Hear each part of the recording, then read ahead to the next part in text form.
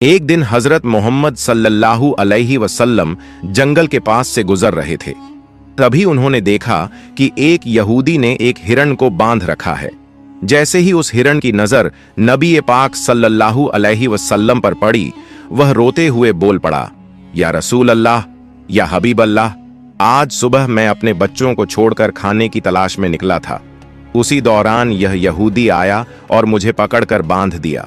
सुबह से अब तक मैं यूं ही कायद हूं। या रसूल अल्लाह सल्लल्लाहु अलैहि वसल्लम, मेरे छोटे छोटे बच्चे हैं। सुबह से मैंने उन्हें दूध नहीं पिलाया। वह मुझे ना पाकर परेशान हो गए होंगे। शायद उनका गला दूध ना मिलने की वजह से सूख गया होगा। या रसूल अल्लाह सल्लल्लाहु अलैहि वसल्लम, मेरी आपसे इल्तिजा है कि आप मेरी मदद करें। मुझे मेरे बच्चों से मिलने और उन्हें दूध पिलाने की इजाजत दिला दें। हिरण्य की दर्द भरी गुजारिश सुनकर हजरत मोहम्मद सल्लल्लाहु अलैहि वसल्लम की आंखों से आंसू छलक पड़े। आपने उस यहूदी से फरमाया, ऐ यहूदी, तुमने इस मासूम हिरण्य को क्यों बांध रखा है? यहूदी ने जवाब दिया, मैंने इसका शिकार किया है। जंगल के जानवरों का शिकार करना जायज है, इसलिए इसे बांधा है। नबी अकरम सल्लल्लाहु अलैहि वसल्लम ने फरमाया, क्या तुम नहीं देख रहे कि यह एक मां है? इसके थन दूध से भरे हुए हैं। यह अपने बच्चों को दूध ना पिला पाने की वजह से परेशान है। इसे छोड़ दो ताकि यह अपने बच्चों को देख सके और उन्हें दूध पिला सके। यहूदी ने कहा, मैंने इसे बड़ी मेहनत से पकड़ा है, अब तुम्हारी बात मानकर इसे क्यों छोड़ दूं? हजरत मोहम्मद सल्लल्लाहु अलैहि वसल्लम ने नरमी से समझाते हुए फरमाया, इस मां हिरण को एक बार अपने बच्चों के पास जाने दो। वह उन्हें दूध पिलाकर और मिलकर वापस तुम्हारे पास लौट आएगी। यहूदी ने तंज से कहा, बांधा हुआ जानवर आज तक वापस आया है? क्या ऐसी कोई मिसाल है? अगर मैं इसे छोड़ दूं तो यह कभी नहीं लौटेगा। जब नबी पाक सल्लल्लाहु अलैहि वसल्लम ने देखा कि यहूदी किसी भी तरह से हिरण को छोड़ने के लिए तैयार नहीं है, तो आपने फरमाया, ऐ यहूदी, इस हिरण को आजाद कर दो। इसके बदले तुम मुझे बांध लो। अगर यह वापस ना लौटे तो तुम मुझे उम्र भर कैद में रख सकते हो। यहूदी ने कहा, ठीक है, एक शर्त पर मैं इसे छोड़ रहा हूं। अगर यह वापस ना आए तो मैं तुम्हें उम्र भर के लिए कैद कर लूंगा। आखिरकार यहूदी ने हिरण को छोड़ दिया और हजरत मोहम्मद सल्लल्लाहु अलैहि वसल्लम को बांध दिया। आजाद होते ही हिरण तेजी से जंगल की तरफ भाग गया। यहूदी दिल ही दिल में हंसते हुए सोचने लगा, हिरण अब कभी लौट कर नहीं आएगा। इस आदमी को मैं हमेशा के लिए कैद में रखूंगा। इससे बड़ा बेवकूफ मैंने पूरी दुनिया में नहीं देखा। एक जंगल के जानवर के लिए इसने अपनी जिंदगी दांव पर लगा दी। हिरण तेजी से अपने बच्चों के पास पहुंचा। बच्चों ने उसे देखकर हैरानी से पूछा, अम्मा, आप सुबह से कहां थीं? हम आपका इंतजार करते करते थक गए।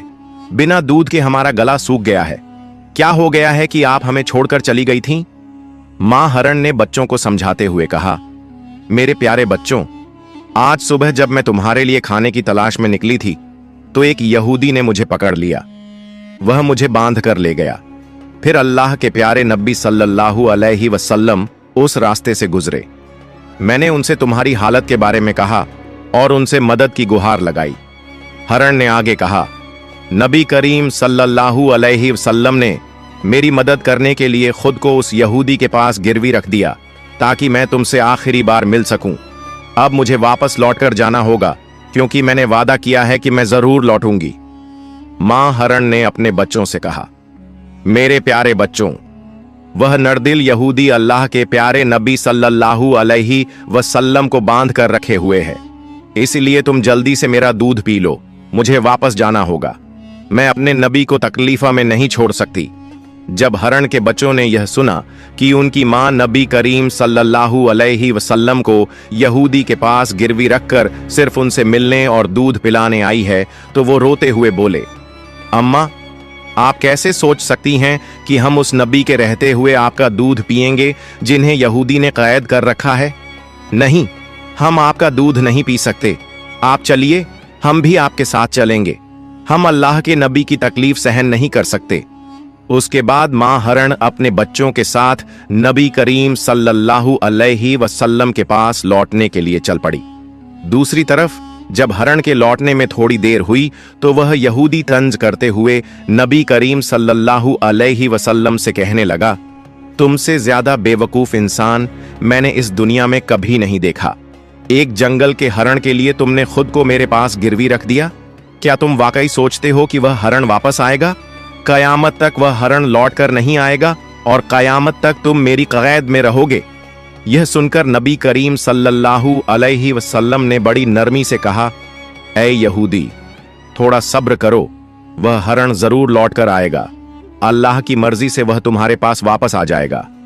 यहूदी हंसते हुए बोला, ऐ मोहम्मद, अपनी इन अलौकिक कल्पनाओं को छोड़ दो। मैं पूरे यकीन के साथ कह सकता हूं कि वह हरण कयामत तक वापस नहीं लौटेगी। इस तरह कुछ समय और बीत गया। यहूदी मन ही मन सोचने लगा, मोहम्मद को बंधक बनाकर मैं इसके साथियों से बहुत सारा धन वसूल करूंगा। क्या कभी कोई हरण इंसान की ममता के कारण लौट कर आया है? थोड़ी देर और बीतने के बाद यहूदी ने देखा कि न सिर्फ हरण लौट कर आ रही है, बल्कि उसके साथ उसके बच्चे भी हैं। यह देखकर वह हैरान रह गया। फिर नबी करीम सल्लल्लाहु अलैहि वसल्लम ने हरण से पूछा, ऐ हरण, तूने अपने बच्चों को साथ क्यों लाया? वादा तो यह था कि तू अकेले लौटेगी। मां हरण ने जवाब दिया, या रसूल अल्लाह, जब मैं अपने बच्चों के पास पहुंची और उन्हें बताया कि अल्लाह के प्यारे नबी सल्लल्लाहु अलैहि वसल्लम ने खुद को एक यहूदी के पास गिरवी रख दिया ताकि मैं तुमसे आखिरी बार मिल सकूं और तुम्हें दूध पिला सकूं, तो मेरे बच्चों ने रोते हुए कहा, अम्मा, आप कैसे सोच सकती हैं कि हम अल्लाह के नबी को बंधन में छोड़कर आपका दूध पिएंगे? नहीं, हम ऐसा कभी नहीं कर सकते। उसके बाद मेरे बच्चे भी मेरे साथ चल पड़े। मां हरण ने आगे कहा, अगर मेरी वजह से आपको किसी तरह की तकलीफ हुई हो तो मुझे माफ कर दीजिए। मैंने जाने अनजाने आपको परेशानी दी। फिर नबी करीम सल्लल्लाहु अलैहि वसल्लम ने यहूदी की तरफ देखा और फरमाया, ऐ यहूदी, देखो, तुम्हारा हरण लौट आया है। वह अकेला नहीं आया, बल्कि अपने बच्चों को भी साथ लेकर आया है। अब तुम इनका जो चाहो इस्तेमाल कर सकते हो। और एक बात याद रखो, मैं केवल इंसानों का नबी नहीं हूं, मैं जंगल के जानवरों, परिंदों और पूरी कायनात का नबी हूं। यह बात कहकर जब नबी करीम सल्लल्लाहु अलैहि वसल्लम जाने लगे तो वह यहूदी पीछे से पुकारते हुए बोला, या रसूल अल्लाह, या हबीब अल्लाह, वह हरण जो आपकी ममता में वापस लौट आया, मैं समझ गया कि आप अल्लाह के सच्चे नबी हैं। या रसूल अल्लाह, मुझे अपने हाथों से कलमा पढ़ाकर मुसलमान बना दीजिए। मुझे अब उस हरण की कोई जरूरत नहीं है। मैं उसे आपको सौंपता हूं और आपकी सेवा में अपनी जिंदगी गुजारना चाहता हूं। इसके बाद वह यहूदी नबी करीम सल्लल्लाहु अलैहि वसल्लम के हाथों पर कलमा पढ़कर मुसलमान हो गया। सुभान अल्लाह। एक और वाकया।